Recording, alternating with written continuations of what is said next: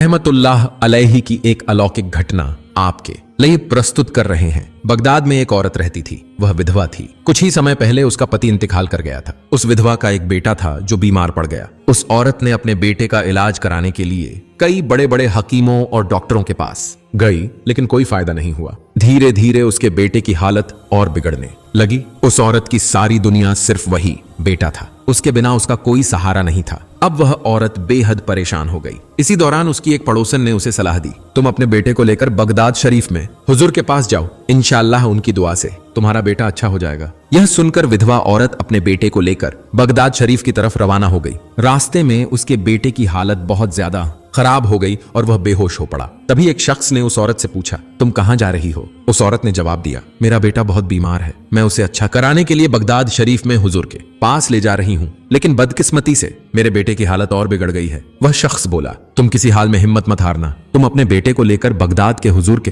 पास जरूर पहुंचो, अल्लाह के फजल से कोई हल निकल ही आएगा और तुम खुश होकर घर लौटोगी। बगदाद के हुजूर अल्लाह ताला के नेक बंदे हैं, उनकी दुआ की बरकत से कई लोग जिंदगी वापस पा चुके हैं। इतना सुनकर वह औरत अपने बेटे को लेकर बगदाद पहुंच गई। जब वह हुजूर के दरबार में पहुंची तो हुजूर ने उसके बेटे को देखा और फरमाया, ए अल्लाह की बंदी, अब तेरे बेटे के लिए कुछ भी नहीं किया जा सकता। अब तू सिर्फ अल्लाह पर भरोसा रख और उस फैसले को कबूल कर ले। लेकिन यह सुनकर वह औरत किसी हाल में मान न सकी। वह जोर जोर से रोने और चिल्लाने लगी। इसी वक्त वहां बहुत प्यारा सा एक बच्चा आया। उसने आकर उस औरत से पूछा, तुम क्यों रो रही हो? उस मासूम बच्चे को देखकर औरत ने कहा, तुम्हें मैं क्या बताऊं, तुम तो छोटे से एक बच्चे हो। उसके बाद भी वह विधवा औरत अपने सामने मौजूद उस छोटे बच्चे को अपना सारा हाल सुनाने लगी। वह औरत बताने लगी कि किस तरह उसका बेटा बीमार हुआ और क्यों वह अपने बेटे को लेकर इस बगदाद आई। लेकिन यहां पहुंचने से पहले रास्ते में उसका बेटा बेहोश हो गया था और बीमारी की वजह से उसकी मौत हो गई। यह कहते कहते वह औरत फिर से रोने लगी और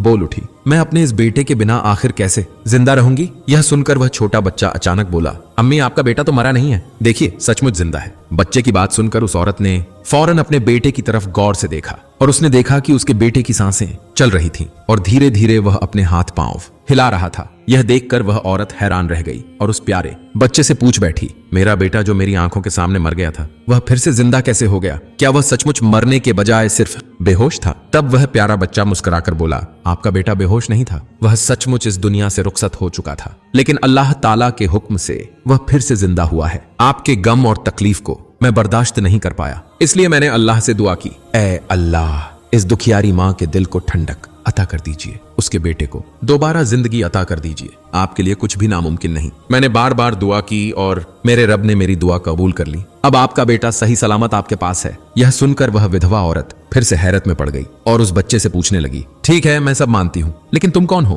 तुम्हारी असली पहचान क्या है? वह बच्चा अपना परिचय देने ही वाला था कि उसी वक्त बगदाद शरीफ के हुजूर वहां आ गए। उस औरत के बेटे को दोबारा जिंदा देखकर हुजूर समझ गए कि यहाँ क्या हुआ है। तब हुजूर ने उस बच्चे से कहा, तुम अभी तक तकदीर के मसले को पूरी तरह नहीं समझ पाए। मैं जानता हूँ कि तुम्हारी दुआ की वजह से अल्लाह ताला ने इस विधवा औरत के बेटे को दोबारा जिंदगी अता की है, लेकिन मेरा सवाल यह है कि तुमने ऐसा क्यों किया? लोग तो इस बात को मानेंगे ही नहीं। यह कहकर हुजूर ने एक बेंत लाठी उठा ली। बेंत देखकर वह बच्चा भागने लगा। हुजूर भी उसके पीछे दौड़े। असल में हुजूर का मकसद उसे मारना नहीं था, बल्कि डर दिखाना था। वह बच्चा जान बचाने के लिए पूरी ताकत से दौड़ रहा था। सामने एक कब्रिस्तान था जिसमें असंख्य कब्रें थीं। वह बच्चा कब्रिस्तान के पास से दौड़ते दौड़ते पुकार उठा, ए कब्र वालों, मुझे इस हुजूर के हाथ से बचा लो। और तभी एक अजीबोगरीब वाकया हुआ। उस मासूम बच्चे की पुकार पर कब्रों से मुर्दे निकलकर खड़े हो गए और दीवार की तरह उस बच्चे के सामने आ खड़े हुए। यह मंजर देखकर हुजूर ने उस बच्चे से कहा, मैं जानता हूं तुम कौन हो, तुम्हारी कुदरत के सामने मैं कुछ भी नहीं कर सकता। मैं तो बस इतना कहना चाहता था कि इतनी छोटी उम्र में अपनी ताकत का इजहार मत करो, क्योंकि लोग तुम्हारी इन बातों पर यकीन नहीं करेंगे, बल्कि कल को तुम पर इल्जाम लगाएंगे, तुम्हें गलत ठहराएंगे। तभी वह बच्चा बोला, हुजूर मैंने तो जानबूझकर कुछ भी नहीं किया। क्या आपने नहीं देखा वह माँ कैसे रो रही थी? उस माँ की हालत देखकर मेरा दिल फट रहा था। वह अपनी औलाद की मौत कैसे बर्दाश्त करती? वह अकेली अपने बेटे को कैसे दफन करती? वह माँ अपने बच्चे के बिना कैसे जी पाती? मैं यह सब देख नहीं सका। मैंने अल्लाह ताला से दुआ की, ऐ अल्लाह, अगर इस बच्चे की तकदीर में शिफा लिखी है तो उसे शिफा अता कर दीजिए, और अगर उसे मुर्दा से जिंदा करना मुमकिन है तो मेरी दुआ कबूल कर लीजिए और उसे हयात अता कीजिए। आपके दरबार में कोई भी चीज नामुमकिन नहीं। बंदे तो नाकाबिल होते हैं, लेकिन आप सब कर सकते हैं। अल्लाह ताला ने मेरी दुआ कबूल कर ली और यह बच्चा फिर से जिंदा हो गया। अब आप ही बताइए, मैंने इसमें गलती कहां की? असल में वह हुजूर उस बच्चे के नाना थे और वह प्यारा बच्चा कोई और नहीं बल्कि इमामुल औलिया गौसुल आजम बड़े पीर हजरत अब्दुल कादिर जीलानी रहमतुल्लाह अलैहि थे। उनका ईमान इतना बुलंद था कि उनकी बातों को सिर्फ इंसान ही नहीं बल्कि जिन्न भी माना करते थे। एक सांप रोजाना उनका पीछा करता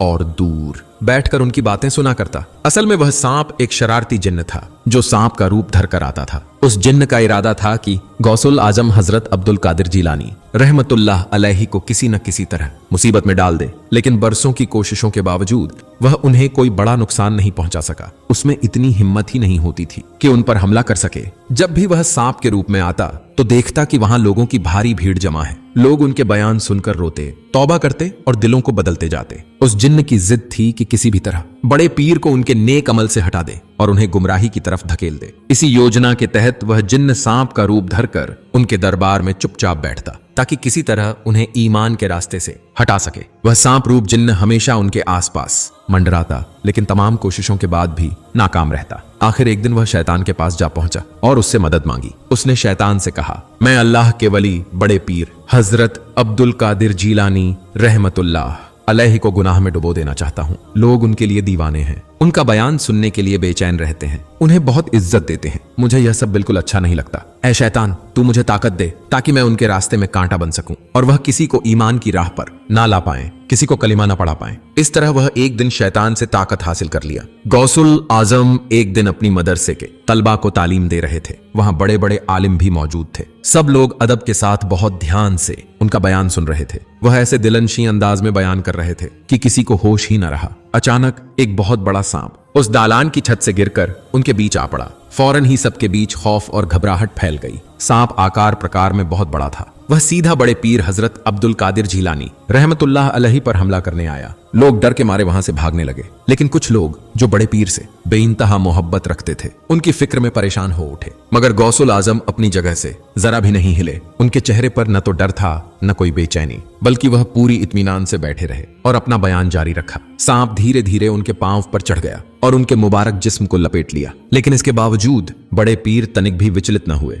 न ही उन्होंने बयान रोका, मानो उस सांप की मौजूदगी उनके लिए कोई मायने ही न रखती हो। फिर वह सांप उन्हें छोड़कर सामने आ खड़ा हुआ और उनसे बात करने लगा। सांप का अंदाज ऐसा था जैसे किसी दुश्मन को बरसों बाद अपने कब्जे में पा लिया हो। कुछ देर तक वह सांप उनसे बात करता रहा और फिर वहां से चला गया। यह मंजर देखकर लोग दंग रह गए। उन्होंने सोचा था यह सांप शायद उन्हें नुकसान पहुंचाएगा, लेकिन ऐसा कुछ भी न हुआ। घबराए हुए लोग उनके सामने आकर बोले, हुजूर, यह तो एक हैरतांगेज वाकया है। इतना बड़ा और खतरनाक सांप जो चाह ले तो एक लम्हे में किसी की जान ले सकता है, लेकिन वह आपको कुछ न कर सका। वह आपके सामने खड़ा होकर क्या कह रहा था? तब बड़े पीर हजरत अब्दुल कादिर जीलानी रहमतुल्लाह अलैहि ने फरमाया, तुमने जो सांप देखा वह दरअसल हमारा दुश्मन था। वह मेरा नुकसान करने आया था। उसकी चाहत थी कि मेरा बयान रुक जाए,